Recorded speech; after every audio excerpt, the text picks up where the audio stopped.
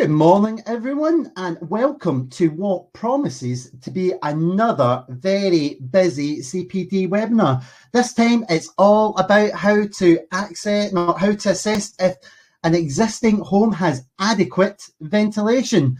I'm your host, Andy Ferguson, and normally right now, our guest presenter would be just to the left or the right of the side, or the right-hand side of me, and that guest presenter being John Bradley. He's just having a little bit of technical issues just at the moment in time, so hopefully he will be joining us in the next minute or so. Now, I know there's lots of you out there that join us on a very regular basis. Just to everyone that does join us on a very regular basis, again, and as always, a big hello to you. If you are a new listener to the broadcast, then a big welcome to you. I hope over the course of the webinar, you actually get some real good valued learning from the day. Now, I'm just going to go through the usual housekeeping stuff as to kind of how you can ask a question over the course of the day. The first place I'm going to point you to for posing any questions over the course of the day is to our chat functionality. Now, you should be able to find the chat functionality depending on your settings, either on the right or that left-hand side of your desktop. If you're in a mobile device, it will be at the bottom. You just need to kind of pull it up. All you simply need to do that if you want a question, if you want to say hello, you just want to just get involved in the chat, just simply go to the little comment box, just kind of say a wee hello just in there, and just fire it off, just hit return and send. There is, however, other methods in which you can pose your question to us over the course of the webinar. You can, if you so chose to do so, you can email me direct at just andy@property-care.org. That's andy@property-care.org. Or alternatively, if you are so social savvy, you can go via one of our social media channels, either via Facebook, LinkedIn, or Twitter, and just use the native search functionality just within these platforms. Just simply search Property Care Association. We should hopefully pop up for you. And certainly I can hoover up your question that you've got to John this morning and pose it to him. Now, just kind of moving on, just in case of any of you have any crash issues over the course of the webinar this morning. It's not uncommon, 9 o'clock in the morning, everyone's starting to work. A lot of us still working at home. A lot of us are getting our internet's kind of pulled on. Just to let you know, if it does happen, 9 times out of 10, just simply refreshing your browser should fix the issue for you. As I said, the little ring, the arrow, curly arrow, I can't really speak this morning, the little curly arrow that you see at the top of the browser, just hit that and it should hopefully resolve. Worst case scenario, just kind of close it down, click on the link again, and it should open up, hopefully. Now, normally at this time, I have my guest presenter with me, John Bradley. He must still be having some issues just at the moment in time and just trying to get onto the live broadcast. I do apologise for the technical issues this morning with John joining us, folks. Hopefully it won't be too much longer. I can see that we've already got quite a few people on this morning. Just a big hello to everyone that said hello via the chat. As I said, if you want to kind of engage with us, feel free to do so. Just go to that chat functionality and simply type in your comment. There is also, over the course of the webinar this morning, we are opening up as well that if you do wish to come on and verbally speak your question over the course of the webinar, we do have the speak functionality, which is down there, which is just at the very bottom of the menu. You've got to request to be able to speak, and we will invite you on to the webinar and you can pose your question. I will say it is experimental technology at the moment in time, and it hasn't gone as smooth as we would normally have liked in the past, but maybe maybe this webinar might actually change things up, and it might actually hopefully work for ourselves. So if you do want to give it a try and use the speak functionality, feel free to do so. For all those that are joining us just this morning, a big welcome to you to the PC webinar. This time it's all about how do you assess if an existing home has adequate ventilation. I am your host, Andy Ferguson. My guest presenter, John, is just at this moment in time having some technical issues. He should hopefully be joining us very shortly. So if you can just bear with us. Okay, I can see here just from your chat there, you're mentioning that you have some sound issues at the moment. If you are having sound issues, it's probably, I suspect, your bandwidth and just kind of pull on the internet at the moment. If you maybe try and just refresh your browser, and that's just the same for anyone. If you do have any issues, technical issues over the course of the webinar this morning, all you simply need to do is refresh your browser, and hopefully 9 times out of 10 it does resolve the issue, and it should hopefully come through crystal clear this morning. Good morning to you, George. Lovely to hear from you. Sorry, I'm just seeing the comments in the chat just coming through. It's good to hear that other people are commenting that the sound's coming through okay. That gives me a little bit of confidence. We just need to get our presenter on just at this moment in time. We do apologise this morning again. A big welcome to you all this morning to the webinar. I am just going to try and contact our presenter this morning. I do apologise, folks. We have been having some slight technical issues. There we go. So let's cross some fingers that John is hopefully cooking with gas just in a wee second. But good morning, John. I'm just calling to see how you're getting on. Just on the live broadcast at the moment. Have you been clicking? Are you clicking the link? Is it taking you through to the mic checks? Okay, not a problem. There we go. I can see that hopefully John is coming into the room now. We're on, I think. Fantastic. Well, here. Good morning, John. Yeah, my heart was a little bit pounding there. You just want to hit your camera, good sir, and we can hopefully all see you. So a good morning to everyone that's just recently joined us this morning. You are here for the latest PC webinar. How do you assess if an existing home has adequate ventilation? I'm your host, Andy Ferguson, and I am really, really pleased to welcome finally our guest presenter, John Bradley of HomeVent and Elta Fans. Good morning, John. Good morning, Andy. You had me on tender hooks this morning, whether or not you were actually going to come in, and if technology was going to absolutely torpedo us this morning. We got there, Andy. We got there.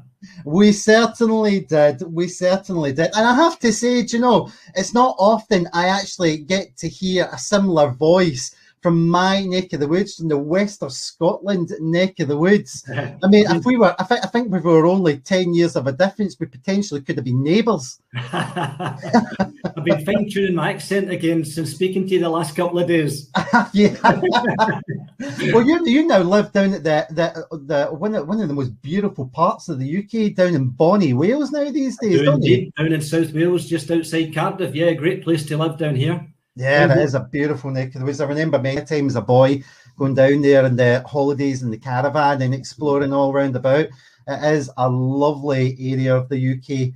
Well, folks, we are. I have to say we're almost at that time. If you are just joining us for the webinar, a big welcome to you. You are at the latest PC CPD webinar, all about how do you assess if an existing home has adequate ventilation. We are about to start. just for those that are joining us over the course of the webinar, if you do want to pose a question over the course of the webinar, if I can just point you just to the chat facility, that if it's on the desktop, it will just be on the right or the left-hand side, depending on your settings. If you're on a mobile, you just need to kind of pull it up a little bit and you will see the chat functionality just in there. Again, if you want to send your question via email, you can just send it to me at andy@property-care.org. That's andy@property-care.org. Or alternatively, if you are socially savvy, you can just simply go via one of our social channels, Twitter, Facebook, or LinkedIn, and you can just pose your question there, and I will hoover it up and pass it across to John. Well, John, I can see that we are literally almost at that 9 o'clock start. I suppose it's the right time to possibly start the presentation. So I suppose, how exactly do we assess if an existing home has adequate ventilation? How do we know if we are actually evaluating it correctly? And how can landlords establish if they're fulfilling their obligations? Now, these are some big questions, John. I suppose it's over to you to fill in the answers, and hopefully a lot more. Over to yourself, good sir. Thank you, Andy. Thank you. Good morning again, ladies and gents, and thanks again for attending. I really appreciate you taking the time this morning to tune in. First of all, I hope everyone's safe and well and keeping fine in these difficult times we're all living through. So without further ado, I'll get straight into the webinar. So as Andy said, how do you assess if an existing home has adequate ventilation? Now, that term, adequate ventilation, is a term that will pop up quite a bit during the course of this webinar. And hopefully that will become apparent. The reason why will become apparent as we get more and more into the detail of the presentation today. So what we're going to talk about today, I'm hoping to cover why an adequate means of ventilation is important to home occupants and homeowners if they are different, for example, landlords. What benchmarks can we actually use to measure ventilation adequacy against? How can ventilation adequacy be very quickly assessed within sort of 10 minutes of walking into a property, not in detail, but quickly assessed? I'll give some tips on that. And then what is required for a much more detailed assessment of adequacy? And finally, we'll have a wee look at what sort of tools are available out there to do a more detailed assessment. So first of all, why is an adequate means of ventilation important to home occupants and or homeowners? As I said earlier, perhaps in the case of landlords, if they're different to the home occupants. Well, they're important in terms of controlling atmospheric moisture levels, because we know if we don't control them, what that can lead to is the usual symptoms of condensation dampness in the form of mold growth. Most of the people tuning into this presentation today will know that this is condensation season, and there are probably something in the order of maybe 1 million plus houses suffering from black mold right now as a consequence of probably excess atmospheric moisture. We've seen these pictures time and time again, and we know that that type of environment has a negative health impact, both physically and psychologically for the occupants. It can lead to expensive repairs required, just not a good living environment and the type of environment we can expect people to be living in today.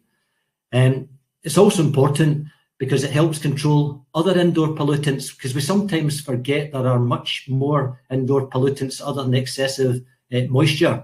Other pollutants would include things like nitrogen dioxide and carbon monoxide given off really when we do nothing more than cook or burn fuel.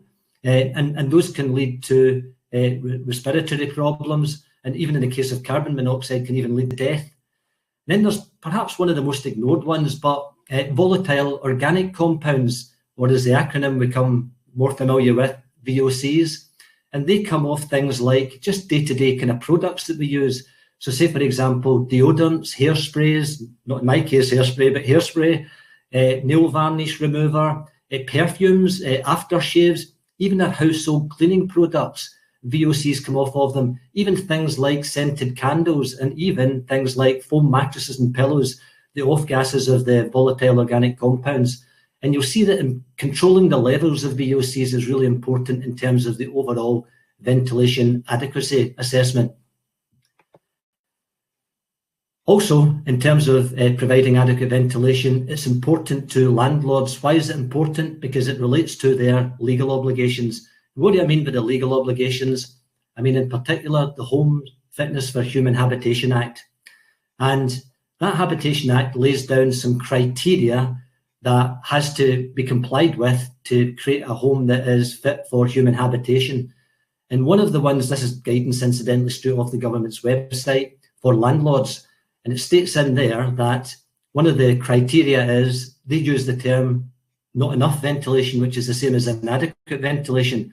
So one of the requirements of the Fitness for Human Habitation Act is that you must have adequate ventilation. And then there's guidance for the actual tenants themselves, where similar type of thing, it's identified that it could be down to a problem associated with inadequate ventilation or not enough ventilation. And that in turn can lead to damp and mold growth, which we've talked about earlier. Carbon monoxide, which we talked about earlier. Didn't talk about it earlier, but it's an issue as well. Radon gas, for example, in parts of the UK where I live, radon gas is an issue in houses in Cardiff. And then I talked earlier about the VOCs, and again, that's mentioned within the Habitation Act. So all of these things are things that have to be considered when you carry out an assessment of ventilation. But what benchmarks can we actually use to measure ventilation adequacy against? Well, all we've really got to go on is our regulatory and guidance documents, the building regs, the technical standards in Scotland, the documentation we have in Wales and the ones we have in Northern Ireland, all slightly different. They vary depending on what part of the UK you live in. Time limitations doesn't allow me to go into the detail of all of them. So what I'm going to focus on is the regulatory and guidance documents related to England, but they're generally much the same. They are different, but they're generally much the same. They'll follow the same sort of criteria that I'll talk about during the course of this presentation. So what are the key guidance documents in relation to providing adequate ventilation that we can work to? Well, the first one is Approved Document F for England. As I said, other parts of the UK have similar documentation and they all follow much of the same criteria. And that Approved Document F kind of gives us a guidance on what adequate ventilation should look like. And I'm going to look at that in detail, comparing it against some systems that we'll look at in detail that we'll call later on systems A, B, C, and D, which we'll cover as we get into the detail of the presentation. So Approved Document F covers all of them in terms of what adequacy might look like. But then there's additional guidance from the Property Care Association on decentralized mechanical extract ventilation systems, which would be System B. And then there's very good guidance on positive input ventilation, again from the Property Care Association, a good practice guide that will give us more information in System D. So those are the guidance documents, and it's worthwhile looking at some of the key extracts in there to see what they show us what adequate ventilation looks like. So a key extract number one from the approved document is the requirement as it's known. And it makes it very clear that there shall be adequate means of ventilation provided for people in the building. It doesn't say for pets, it says for people in the building. And it then goes on to talk in a little bit more detail. It says that it shall be a ventilation system provided that under normal conditions, and we'll cover that in a wee bit of detail as well, is capable of limiting the accumulation of moisture which could lead to mold growth and pollutants originating within a building which would otherwise become a hazard to the health of the people in the building. So it's not just moisture that can lead to mold growth, but it's other pollutants, and we've already talked about what those other pollutants would be looking like. Another key extract, and I think it's important to know what the adequacy is based on. And adequacy is based on, in terms of the moisture, it's all about assuming that a properly heated dwelling with typical moisture generation is being assessed. Now, we know that some properties will not be well heated. We know that some properties will have excessive moisture generation, but in terms of proving adequacy, there is an assumption made that it's a properly heated dwelling with typical moisture generation. Then it shows where the kind of criteria of the airflows and what have you are calculated. BS 5250 is the reference data that's been used there. and that's in terms of what we call the whole dwelling ventilation, which is the ventilation that happens 24 hours a day, and then the extract ventilation, which is what you provide over and above in the wet rooms, which we'll cover in a bit of detail as well. Another extract, and again, it's to remind people that it's not just about moisture. This talks about the requirement for a minimum ventilation rate of 0.3 litres per second per metre squared of internal floor area in the property to meet the criteria necessary for controlling VOCs that we talked about earlier. And what you'll sometimes find is if you do a ventilation adequacy check and you work out the whole dwelling ventilation rate that's required, very often the whole dwelling ventilation rate required to control VOCs is higher than the whole dwelling ventilation rate required to control moisture. But sometimes people think that it's all about the moisture management. It's not, it's the greater of the moisture management or the VOC control. And this 0.3 litres per second per metre squared is a really important figure we have to think about in terms of ventilation adequacy. Time for a quick poll. Andy, I'm going to pass over to you in a minute, but the first question that I'd like to pose to the listeners is, how often do you refer to the regulatory and guidance documents that I've mentioned earlier when assessing or surveying the existing ventilation measures in a dwelling? Is it never, occasionally, often, always, or perhaps you don't carry out any ventilation assessments? Andy? Yeah, well, folks, here I've just pushed out that poll just to everyone. If you are on a desktop, it should just pop up on your screen. If you're on a mobile, you may just have to slightly scroll the screen up. I can see that there's answers coming in there now. I'm going to leave the poll on for just about another 5 seconds or so. So, folks, if you want to engage in the poll, now's the time to do it. So just 5, 4, 3, 2, 1. I have to say, John, I don't know if you can see the results, but the results are fairly split. I can basically the winner is occasionally at 25%. Right. Then got 2 neck and neck, never and often both at 15%, and then always at 10%. Oh, sorry, I've just scrolled down. Actually, I've just realised the biggest one is actually they don't carry out ventilation assessments at all, 32%. My apologies. So 32%, the largest, then followed by occasionally 25%. Good, thank you, Andy. And thanks for the feedback there, folks. Really interesting. What I'm going to go on and talk about now, as I mentioned them earlier, the 4 main recognised methods of providing adequate ventilation within a home, and I'm going to refer to them as systems A, B, C, and D. Before I talk about each of those systems A, B, and C, and D, I'd also like to mention the fact that all of them have key constituents that all have to be measured in terms of their adequacy as well. And all of them have to provide purge ventilation within habitable rooms and wet rooms. And purge ventilation is that ventilation when you need ventilation quickly. And it's normally provided by openable windows and doors when you need a very high air change rate and you need it quickly. All of them, all forms of ventilation, all methods require purge ventilation. All of them require internal air transfer measures. That would be things like door undercuts and the like, which we'll cover in a little bit of detail as well.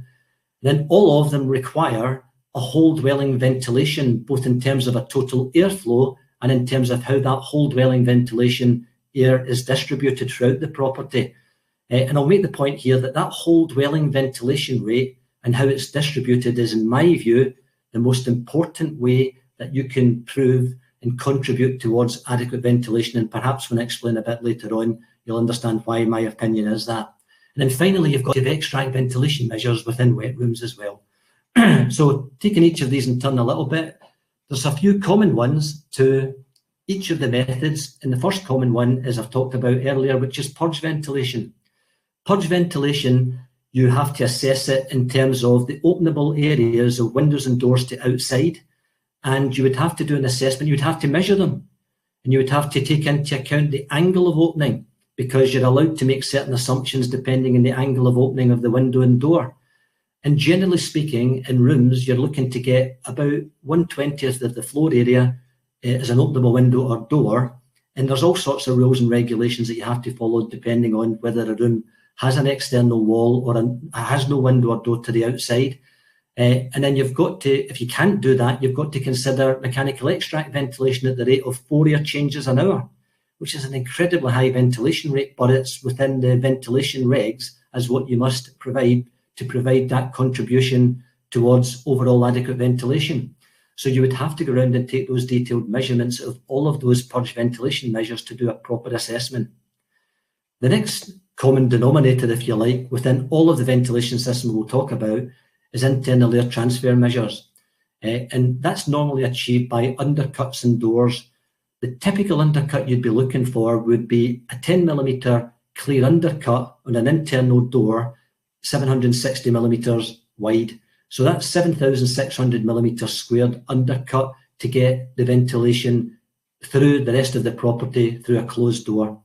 Now, that's going to be much more important on some of the systems than it is in others. So, for example, a natural ventilation system will require a full 10mm undercut because it's relying on the natural buoyancy of the air through the property. It's natural ventilation after all. It isn't driven, for example, by mechanical means like an extract system or a positive input ventilation system or a mechanical ventilation with heat recovery system, which have a much lesser dependency on large undercuts and doors because they create a pressure. They don't have just natural pressures that happen with natural ventilation systems. So those are the two common denominators for all the methods of ventilation. You need purge ventilation measures and you need to assess all them, and you need to assess all the internal air transfer measures as well. So let's now go on and look at each of the systems in terms of the whole dwelling ventilation and how that's provided, and also the extract ventilation within each of the wet rooms. And this gives us the first chance to look at the 4 different systems, systems A, B, C, and D. Bearing in mind we've already covered that they all require purge ventilation measure assessment and internal air transfer measure assessment. Now we've got to assess them for whole dwelling ventilation and extract ventilation. So let's look at each of them in turn. So the first one is, I'll call it System A, and it's referred to in the building regs just now as background ventilators and intermittent extract fans, but hidden in there, it also talks about the opportunity to use single room heat recovery ventilation units in wet rooms instead of or in addition to intermittent extract fans. Just want to make the point here that this is actually a natural ventilation system. People sometimes think it's an extract system because there's extract fans. It's not, it's a natural ventilation system that relies on background ventilators, and the most common method of background ventilation is trickle vents and windows. And to just give a definition of a background ventilator as well, a background ventilator has to be controllable. So a ventilator that's just an opening, a passive ventilator with no control, wouldn't come under the definition of a background ventilator. It would have to be controllable to be a background ventilator. And that ventilation is designed to provide ventilation through the background vents, for example, trickle vents, 24 hours, 7 days a week. And assessing an existing home for that level of background ventilation is incredibly difficult. The type of thing you have to take into account, and it's all referenced in the building regs that we don't have the detail to go through, or the time to go through the detail just now, but you will have to take into account the occupancy level. You'll have to take into account how many stories within the building. You'll have to take into account what height the building is. So say it's in a block of flats. You'll have to take into account how many facades are to the outside, because if you only have a single facade, you have to probably provide background ventilation at high and low level, and twice as much as you would normally have for a house where you've got cross ventilation taking place. You'll then have to take into account all sorts of factors and then use a series of tables to work out how many millimetres squared of what they call equivalent area of background ventilation is required dotted all around that property.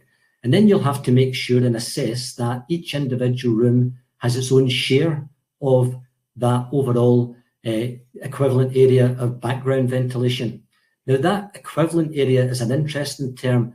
That's not the measured area. The equivalent area is a term used to describe an area's effectiveness of ventilation. So if you didn't have that, sometimes it's marked on the equivalent area, and sometimes more often than not it isn't on a background ventilator. And if you don't have that equivalent area marked on it, you've probably got to make a bit of an assessment about what you think the equivalent area is by measuring it, and then probably assuming the measured area, the equivalent area is probably only about 80% of the measured area. This is a very complicated system to do an adequacy check on because you're cross-referencing so many things, and although it's probably appears the most simple system to fit, it's probably the most difficult system to assess because of the calculations involved in it. And you'll find that when you do that assessment, a house will have at least tens of thousands of millimetres squared equivalent area background ventilation is required, but very often hundreds of thousands. I did a job recently where I did an assessment, and it was 450,000 millimetres squared of equivalent area background ventilation was required dotted all around the property, which is an extraordinary amount of ventilation openings, but it's needed to provide the natural ventilation 24 hours a day. So on top of that, what you would then have to do is an assessment of the extract measures within the wet rooms. Now, the wet rooms intermittent extract rates would typically be between 30 and 60 litres a second in a kitchen, depending if it's above a hob or away from the hob. It would be 15 litres a second extract intermittently in a bathroom, an ensuite shower room, 30 litres a second if it's a utility room, and then down to 6 litres a second if it's a WC. And again, they all have to be assessed. Those airflows have to be checked. And this is a very complicated system to kind of assess, and a very complicated system sometimes to get right if you're putting a system like this in the first place to get it right. Moving on to the next system, talked about system A. Moving on to system B. System B would be a continuous mechanical extract ventilation system.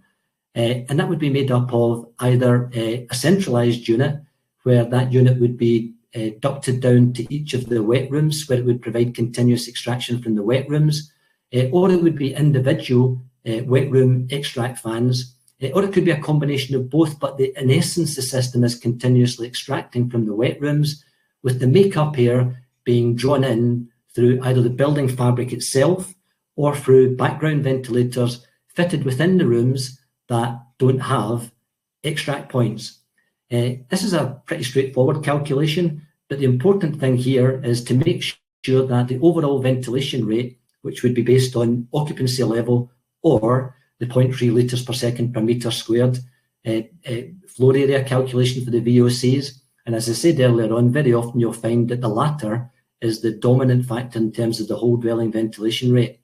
The extract has to be capable of boosting as well to provide minimum extraction rates within each of the wet rooms, and they're all prescribed within the building regs. And typically it would be 13 litres a second in the kitchen, 8 litres a second in other wet rooms like the shower room, the WC and the utility room, and down to 6 litres a second for a WC. People often ask, what about the background ventilation requirement? In my view, if you have a building that is not, most buildings are not extraordinarily airtight. If you have a building, a dwelling with an air permeability of anything 3 metres cubed per hour per metre squared at 50 pascals or leakier, in my view, it negates the need for background ventilation. But if you have any doubts about it, you need those background ventilators within those rooms other than the rooms that the air is extracted from. And again, you've got to assess all this. If you're going to do a proper assessment, you've got to go around and you've got to make an assessment of what you think the air permeability rate would be. And then you've got to take those airflow measurements, both at background rate and at boost rate. And then you've got to do that cross-check calculation with what would be considered adequate by way of this system in the approved document F. That's the only way to do it properly. Talked a little bit about the decentralized units already in system B, and that would be what decentralized units would look like. Individual fans, these are very common now. Sometimes what you actually see is you see a property where it has an intermittent fan in one wet room and a constant running fan in another. In my view, that's not something that is an adequate ventilation system. Mixing methods of ventilation, I don't think is appropriate, and I think it leaves people at risk of not demonstrating compliance by adopting that kind of mixture of ventilation methodologies. You shouldn't really mix them. You should pick a system and stick to it. Moving on to system C, which is, I guess many people call it the kind of Rolls Royce of ventilation, probably found in more modern properties, and that is mechanical ventilation with heat recovery. And that involves delivering air by way of supply into the habitable rooms, extracting it from the wet rooms, and then using the heat in the extracted air to warm the incoming air through a heat exchanger and provide tempered, filtered, normally filtered fresh air into the dwelling. Again, it's all the details in terms of the overall whole dwelling ventilation rate and extract provisions within the various wet rooms are all detailed within the approved document. And once again, you have to go around and take the airflow measurements and check them against what the ventilation, whole dwelling ventilation rate would be, and the extract rates would be included within the approved document. There is no shortcut to measuring ventilation adequacy. If you're going to do it accurately, you really have to be involved in going around and doing the calculations of what it should look like in the first place, using the building regs as the basis for that, and then measuring what it's actually got and doing an assessment against what adequate ventilation would look like. Finally, there's a system called positive input ventilation, and I've talked about that as system D here. Very common system in existing dwellings, something in the order of over 1 million of them already installed and tens of thousands installed every year. And we know how that works. Constant supply of fresh filtered air into a property, dilution, displacement and replacement of the old contaminated air, creating an environment that drives down the dew point, good air quality and provides the whole dwelling ventilation. But it's not a panacea. You would have to ensure that certain wet rooms have extract ventilation fitted within them. And again, that's all included in the details, not so much in the building regulations documents approved, document F, but within the Property Care Association Best Practice Guide. It's the most detailed document that exists in terms of the proper design, application, installation and commissioning of PIV systems. But again, you would use that as the basis and as a benchmark, if you like, to determine what the ventilation should look like to be adequate. And then you would have to do a proper assessment on site to see if it is actually adequate in doing what it's supposed to be doing. I've shown here a loft-mounted unit. Of course, people familiar with positive input ventilation will know that we also have wall-mounted units for uses in applications where you don't have a cold roof space to take advantage of. So how can ventilation adequacy be basically and conditionally assessed within 10 minutes of entering a large percentage of homes? One of the first things I'm doing when I go into a property, before I even get out my anemometer and my measuring tape and all that sort of stuff, I've got a fair idea when I walk into a property of whether it's going to be compliant with any of the 4 systems. And I'll just talk through briefly how I do a very quick 10-minute assessment. So first of all, how would I assess system A, which is the natural ventilation system with the background vents? Well, the first thing I'll be getting into that property and looking at is, are there any intermittent extract fans? So if I go into the kitchen, the bathroom, any of the wet rooms, and if there's no extract fans in any of them, then immediately I'm thinking it's non-compliant, it's not going to be adequate.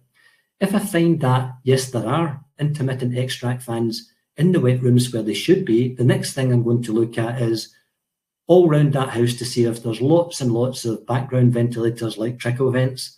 And if there's lots and lots of them, I'm starting to think, yeah, there's a chance of adequacy here.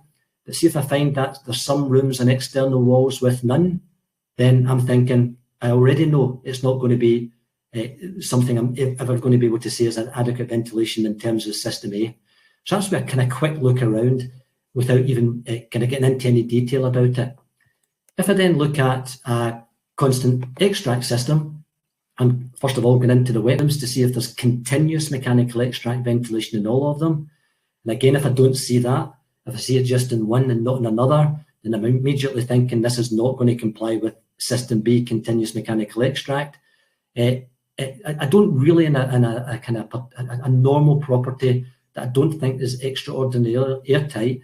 I'm not really that concerned about looking for background ventilation because I know that the vast majority of properties will have enough leakage through the building fabric itself to accommodate the make-up air for the extract system. So I'm not really that bothered when I'm looking at a system like that. The thing I'm really looking for is, do I have continuous mechanical extract happening within each of the wet rooms? And if I do, I'm thinking, I think we could be onto something here. We could be onto a system that could be considered adequate. When it comes to, next one is mechanical ventilation with heat recovery. I'm really wandering around that property and I'm looking to see if there's an air valve or a grill supplying air into all the habitable rooms. That's the living rooms, the bedrooms and the like. And I'm also looking around to see if there's extraction points within the wet rooms. And if I'm seeing them, I'm thinking, yes, this looks like it's got a mechanical ventilation system with heat recovery. Probably pop in the loft or look in a cupboard to see just to be sure there's a mechanical vent heat recovery unit at the heart of it all. And I'm thinking there's a chance at least, prior to taking in the airflow measurements, that there's an adequate means of ventilation provided here. And then finally, positive input ventilation. If I see a diffuser in the central hallway, if I see a positive input ventilation unit in the loft or in the wall in a flat, I'm thinking, yeah, positive input ventilation. And then one of the first things I'll do is look for any internal wet rooms without an openable window. And if I see any, I'm looking then for a continuously running PIV enhancement extract fan. That's a fan that will run at constant trickle and boost occasionally. And if I don't see that, I'm starting to think, I can't really think of this as being an adequate system in compliance with the PCA good practice guidance document. So that's a kind of 10-minute assessment of how I would kind of do it in each of the properties. Andy, time for another quick poll. This time I'm asking the question, what percentage of the total UK housing stock do you think has an adequate means of ventilation fully in accordance with any one of the systems A, B, C, or D that I've just gone through, folks? Well, folks, here, I've just pushed the poll out to everyone. It's just the exact same process again. If you're on a desktop, it should just pop up right in front of your screen. If you're in a mobile, it may just be, you just may need to pull your screen up just a little bit, just depending on the size, of course, of your mobile display. I can see the results are coming through. There's one clear winner for sure, John, but I'm not going to say results just right now, so I don't taint it.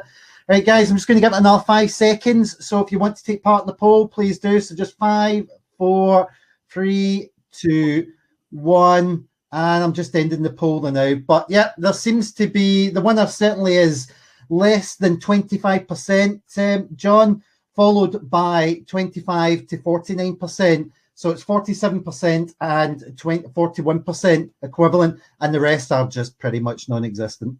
Mm-hmm. Thank you for that, Andy. I would share the view of those that said less than 25%. Certainly all the evidence and some of the more recent studies suggest that it's less than 25% of the UK housing stock of about 25 to 27 million, depending on what stats you read. I don't think if we did a proper assessment of them, I reckon less than 25% of them would have a system that would be, that if I was kind of looked at as some sort of person getting in to kind of adequately assess it, I'd be signing off probably less than 25% of them. Anyway, moving on, folks. So what is required for a more detailed assessment? Well, there's really no shortcuts to a detailed assessment. What you've really got to do is for each of the systems, you've got to really do a proper an analysis and a proper benchmarking of each of the systems and each of the kind of criteria that they make up them, the purge ventilation, the air transfer, the whole dwelling ventilation in terms of total airflow and air distribution, and the extract measures. There are just no shortcuts. You've really got to go through each of them in detail for each of the systems. So how do you go about doing a more detailed assessment? Well, you've really got to be looking at using some tools.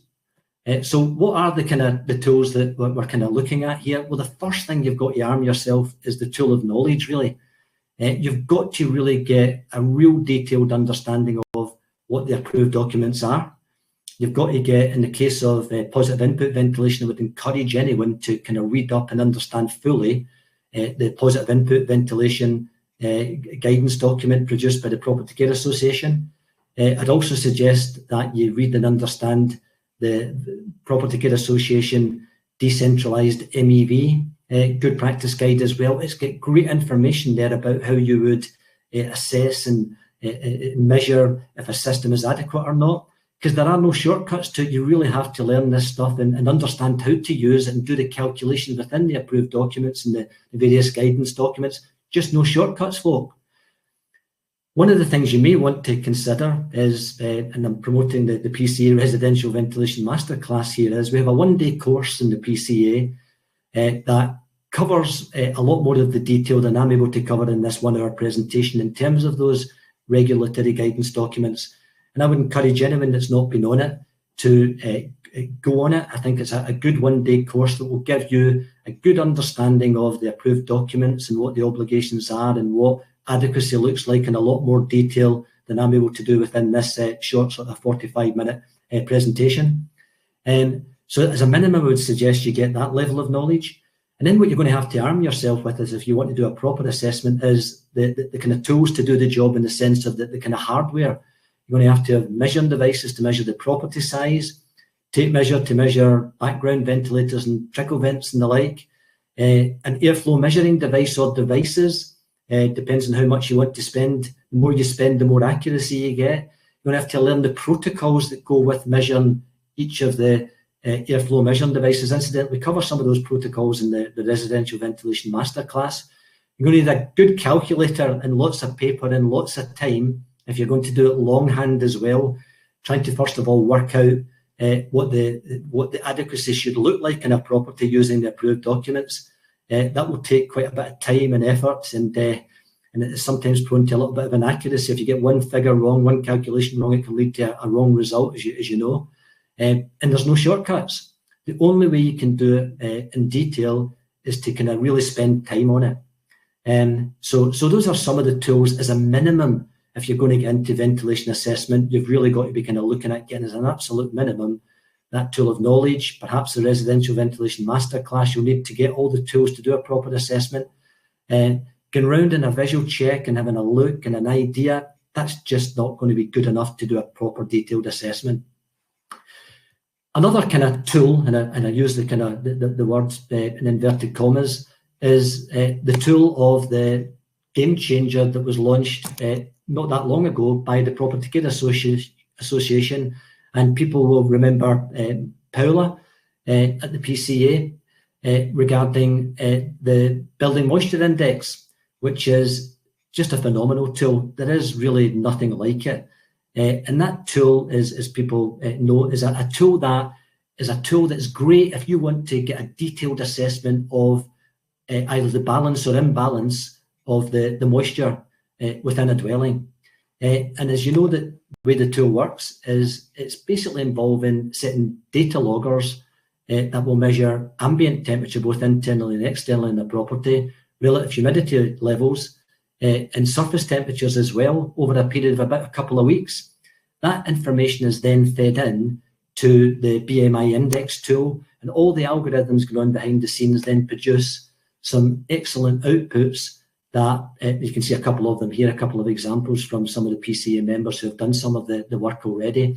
And it will show really an analysis of just what's happening in terms of moisture imbalance and the risk associated with what the consequences could be, and what the problems related to in terms of the building fabric, or its termed here the envelope, whether the problems associated with ventilation, or if it's associated with the heating regime, or a combination of any of them. And it gives a rating system. And if you haven't any knowledge of this already, I would really encourage you to look on the PCA website. There's an excellent video about how the system works. And it's a phenomenal piece of kit. And in my time in the industry, it's one of the most impressive tools I've ever seen. Another example of how the tool can be used in terms of the moisture imbalance or balance situation, you can see here that a BMI index was done with the ventilation the way it was on the left-hand side, and you can see by changing the ventilation how that changed the dynamics inside the property and made the ventilation then low risk. So there's no doubt about it that this BMI gives a very good indication of how the ventilation measures in a home are actually performing, or indeed being allowed to perform or used to perform as intended by the occupants, with regards to atmospheric moisture management in relation to the moisture generation and the heating regime, but specific to that home, but very much associated with moisture. If you want to take a measurement of the moisture imbalance or balance within that property to the highest level you can't go any higher than this. There's another tool that is just about to really kind of, I suppose, hit the kind of market. This is one where it's a bit of full disclosure from me. I've been a little bit involved in this. I'm not employed by the organisation behind it, but I have done work in terms of the kind of.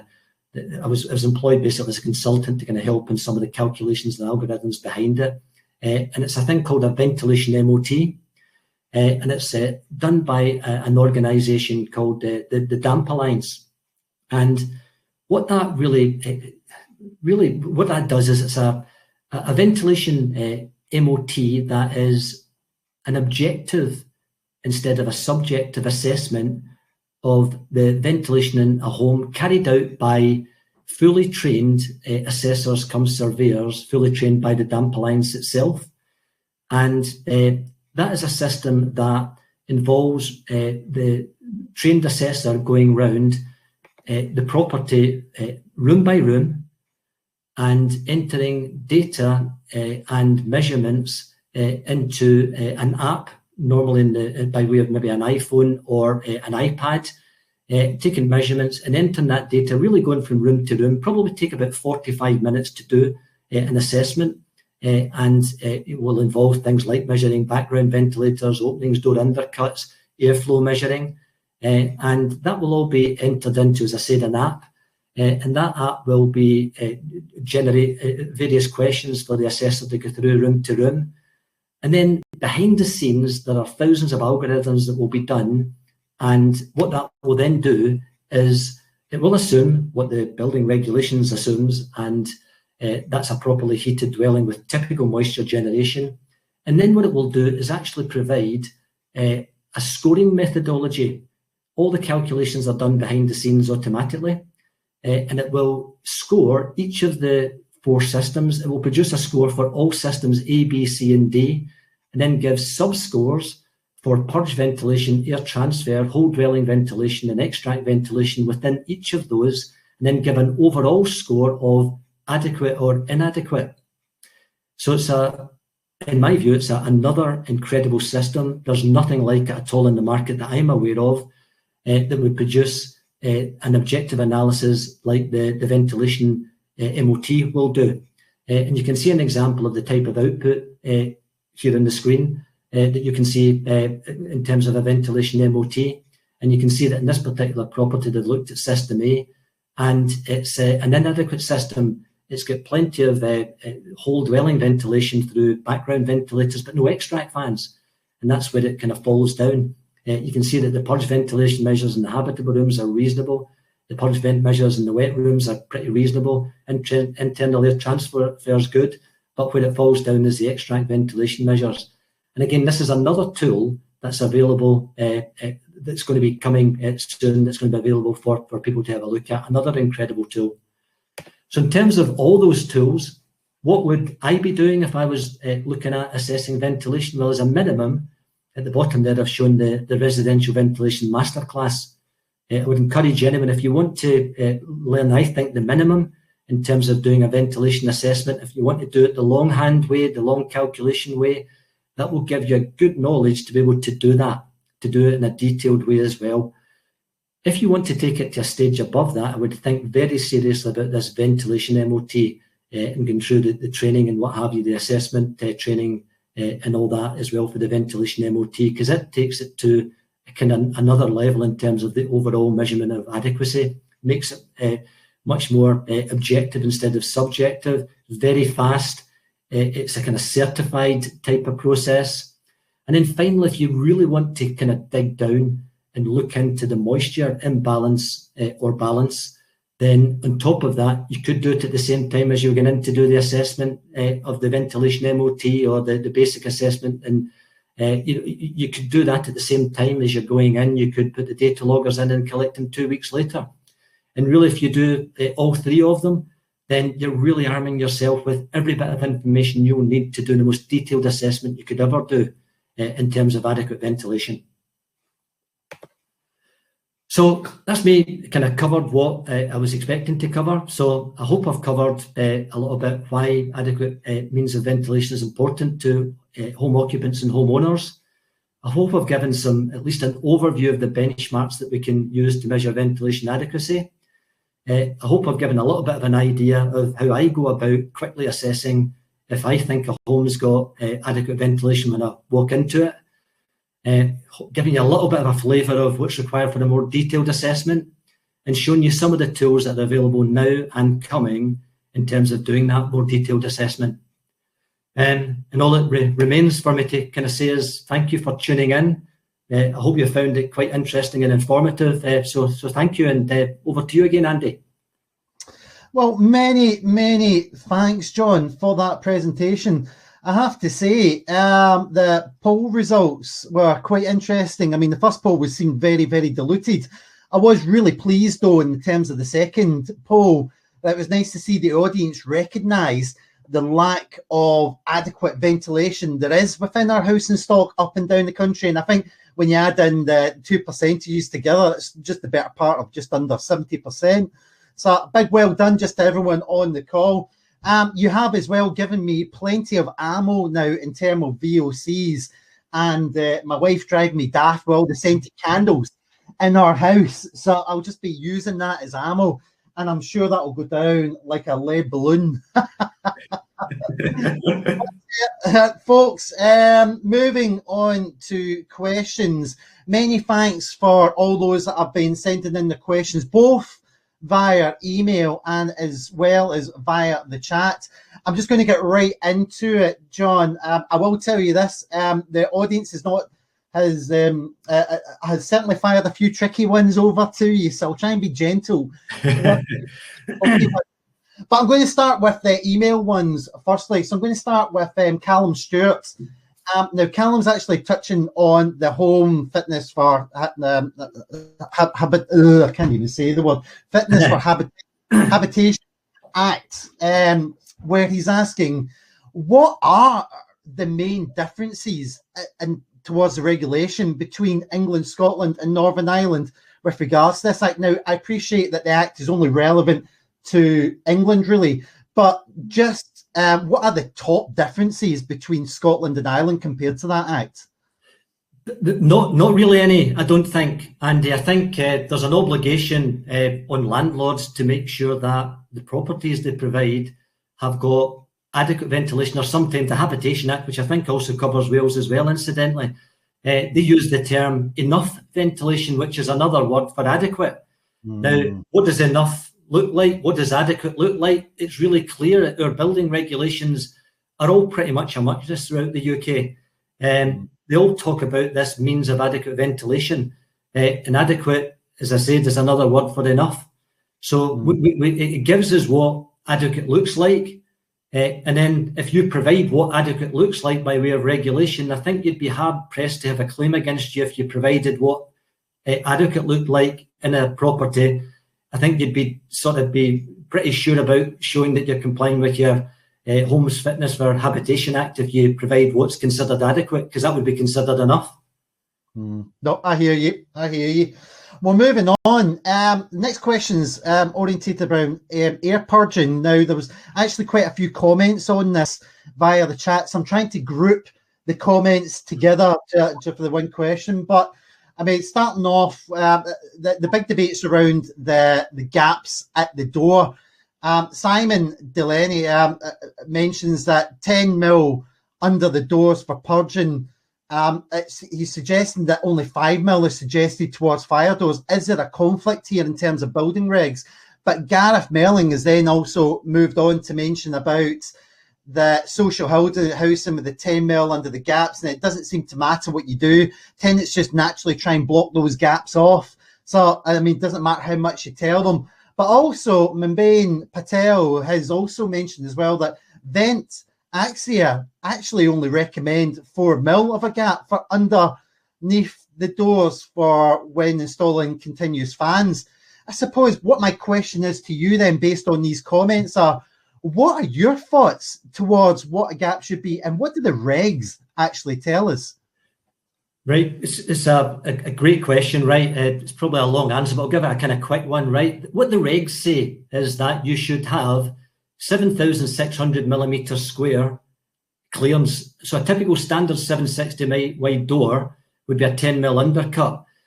But, and then I think for ease, what they've done is say that applies to all systems, but in reality, right, see from a ventilation sort of physics point of view, that 10 mil undercut is a good undercut if you've got a natural ventilation system. So say you've got a natural, which is background ventilators, right? If you've got a dependence on the whole dwelling ventilation through natural ventilation, you don't have pressures generated by mechanical ventilation. So yes, I definitely think if you're relying on background ventilation instead of continuous supply or continuous extract or both, definitely you've got to have a 10 mil undercut. I'm much more relaxed about smaller undercuts if you've got mechanical extract continuously or positive input ventilation continuously supplying or mechanical vent with heat recovery supplying an extract. And why am I relaxed about it? Because you've got a proper pressure air movement. You're not relying on a big undercut because natural ventilation systems rely on stack effect and wind effect. There's not big pressures generated, whereas mechanical ventilation gives you those pressure generations that you'll need to overcome it. The other thing is the airflow rates with continuous extract systems on boost are much lower than they would be for natural ventilation systems with extract fans that are used occasionally. Good example, kitchen. If you've got a kitchen with a natural ventilation system, for the hour that you spend in the kitchen using the fan, you're going to extract it 60 litres a second. That's got to come under that door. Yes. Now, if you had a continuous mechanical extract system, it's only 13 litres a second, which is less than a quarter of the airflow for boost. Now, the way air works is the square of rule, the pressure drop associated with 60 litres a second going through the same gap compared to 13 going through the same gap, it's an order of magnitude smaller. So I'm much more relaxed about it with continuous mechanical systems than I am with natural systems. There we go. No, good answer. Good answer. Well, just moving on, I have a private question that's been sent, so I won't say the person's name, but they're asking, would an old house with solid walls benefit from a whole house MVHR system? Questionable, very questionable. The big thing about MVHR is more to do with air permeability. To get the maximum benefit from a mechanical vent with heat recovery system, you've got to make sure that most of the air goes through the heat exchanger.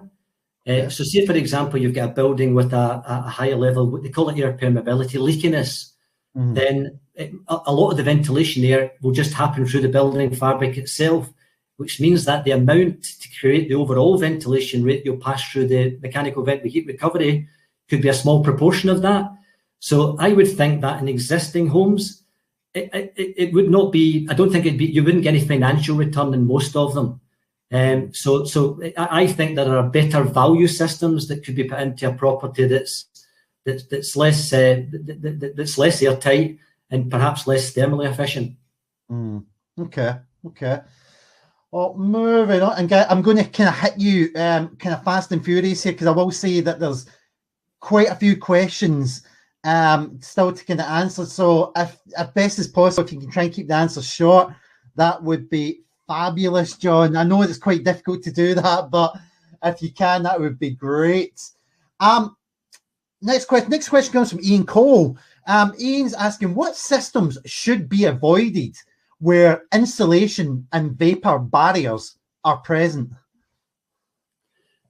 I'm not sure that there's any systems that should be avoided. So I don't. What you want to do is make the building as airtight as you can, and then ventilate that building, right? And there was an expression that's kind of fallen out of favour a wee bit now. It used to be build tight, ventilate right. So I'm a big, get that building, get it tight. The fact is that we think we can make existing buildings really, really airtight, unless you're going to go around like mastic everywhere, seal everything, right? Buildings tend to leak a bit. I think there's a perception sometimes that we live in like things that are as tight as a drum. We don't. But there are none of the systems I've talked about today that I would be really kind of worried about. But if you got it really airtight, mechanical vent with heat recovery definitely is a consideration. I mean, I appreciate I'm talking to experts both listening and you being an expert as well, John. And so to a certain degree, what I might say is it's like trying to teach a granny how to suck eggs. That's a famous West of Scotland saying, which I'm sure John recognises as well. But for me, I mean, being a non-techie, which I must emphasise, I mean, I was always brought up in the industry in the 15 years that I've been here that it was always a healthy thing that we have these leaks within a building and making them so airtight to the point that we can't get that ventilation and we have to actually bring in mechanical means. Do we really want to do that with all buildings? Now, that's more a question from me to you rather than what someone's kind of posed. I mean, what you want to do is you want to have the ventilation controlled, right? The whole idea is that you reduce as much as you can the fortuitous ventilation, just the building ventilation, and then you want controlled ventilation. Otherwise, you can over-ventilate. If you have a leaky building and over-ventilate, that is bad because it leads to excessive fuel bills for the occupants and excessive increased carbon emissions and the like. So the term adequate, remember, means not too much as well as not too little. Yes. That's what it's all about. And adequate means you don't want to have too much and you don't want to have too little. Okay. Well, moving on, question from Kevin Jones. One of the slides mentioned that background ventilation in some cases would not be required.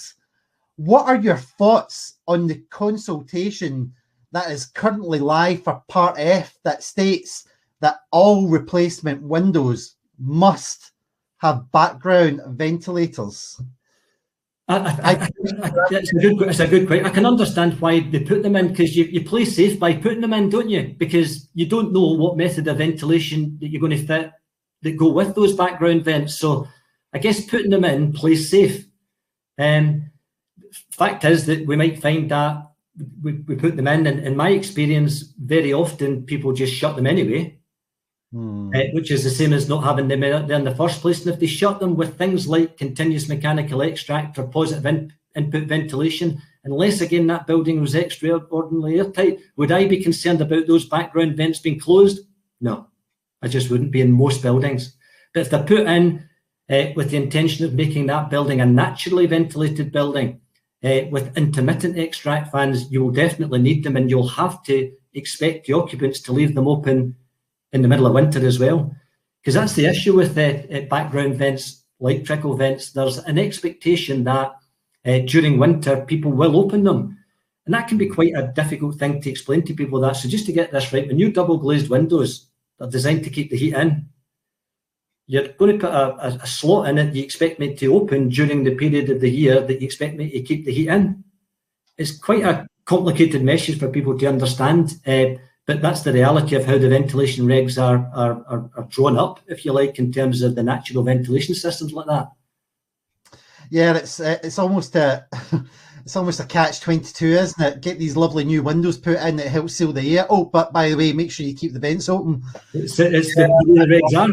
You're right. Yeah, no, I know. I hear you there. Yeah, well, then, John, there's an area which I suppose I cannot not kind of touch on, because I've had the better part of about now 6-7 questions now based on it. So I'm not going to ask the 6-7 questions because, frankly, I actually think this is a topic for a whole webinar in itself. But it's actually to do with air leakage. And again, if I can get you to maybe keep the answers kind of short in here. But a couple of people are posting with regards to should we be measuring air leakage when we are considering these ventilation techniques, especially the 4 ventilations, ABC, D ones that you were talking about earlier on. Should that now be part of our process that we are measuring the air leakage within properties? I think it's a question we need to keep on revisiting, Andy, right? I think there are pros and cons of it. I think that if you look at it, if you measured the air leakage in a dwelling, okay, and you then worked out a different methodology in terms of the natural ventilation, taking into account how much is there already by way of air leakage, it makes the assessment even more complicated. And you would have to, of course, pay the cost of having that air leakage assessment done. And there's a couple of ways of doing it, like blower doors and pulse testing and the like. So yeah, it is a possibility for the future. Whether people would pay for that, And then, of course, when you've got systems that are continuous mechanical extract or continuous supply, air leakage is often in the calculation ignored because you've got a negative or a positive pressure. So it really it would be very much worth thinking about if you're going to naturally ventilate a property, but not so much if it's continuous extract or continuous supply. But for natural ventilation, it's definitely a discussion. I think that is worthy of another discussion, if you know what I mean. I agree. I think it's a webinar in itself. Oh, so it is an incredibly complex subject. Yeah, well, that's maybe a subject that we will draw into another webinar in the future. I'm just going to hit you with two quick questions just before we go, guys. I will apologise for the others that have posed questions that I've not had the chance to, but if I can give you quick answers, if you can give me quick answers to these ones, John, that would be great. First one from James Bosworth, and it's to do with traditional buildings. In the case of traditional existing buildings in conservation areas of grade 1 or 2, you can obviously change the aesthetics within these particular properties to a large degree. So what systems would you recommend within these particular traditional conservation buildings? It depends on the building, right? But quick answer, one of the ones you want to be thinking about is the one that has least impact on the external fabric or the appearance of the building, right? Positive input ventilation is definitely right up there to be considered. And continuous mechanical extract is another option to consider. The least impact on the external appearance of the building. Perfect. And last question, which should hopefully, and I use the word hopefully, be an easy one from me. It comes from Kevin Jones. What would you consider to be a high relative humidity level? Well, a high, there's a kind of recognised mark, right? People talk about 70% relative humidity.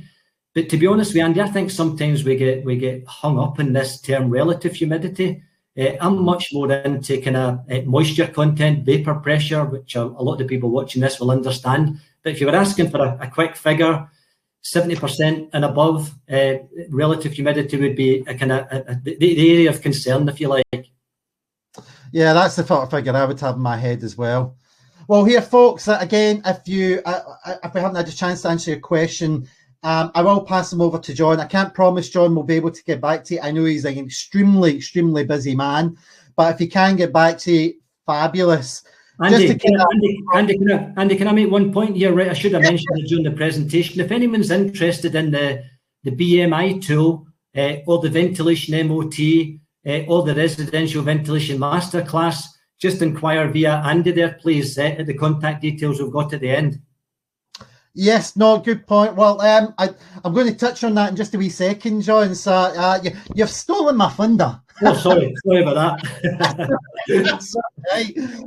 But here, folks, though, right, you heard John mention it earlier on. For those looking for additional information, there is a place you can go to. We have a ventilation document library where there's codes of practice and guidance documents there. The link's just on the screen there. Just go to the PC website, just go /ventilation library, and you will be able to get those documents. As well, there is, of course, the building regulations, the approved document F that John was mentioning earlier on. The link is on the screen, or you can just simply just Google approved document F building regs, and it will pop up for you. You heard John mentioning it there, where there is training courses out there, one of which I'm blocking with our camera pictures, but I'll explain in a second. But there is, for those that want to maybe learn a wee bit more, at the PCA, we've got kind of free training courses, one being that John just mentioned there, the Residential Ventilation Masterclass. We also have the Evaluating Ventilation in Existing Buildings. And lastly, which is the one that's a bit of a mouthful, the Diagnostics Approach to Understanding Condensation, Atmospheric Moisture and Mould. Just simply go to the link just at the bottom there, just property-care.org/training, and you'll be able to find all that. Just finishing off, just next webinar for next month on the 29th of April. Our next webinar is all about understanding wood-destroyed insects. How much damage can you do, and how can you determine if an infestation is alive? I will say for all preservation surveyors out there, this is one for you, especially if you're a newbie into the industry as well. This will be of great interest. You can now register for that. Just go to the webinar link there, which is just www.property-care.org/webinars. Lastly, but not least, I just want to say a big thank you to all that joined us this morning and listened in. I also want to say a big thank you to yourself, John, for the really, really interesting presentation, not only from myself, but from everyone within the PCA. That was fabulous, good sir. And last but not least, I just want to say to everyone, many thanks for joining us this morning, and I hope you have a lovely rest of the day. Thanks for you, Andy. Thanks for your help, Andy.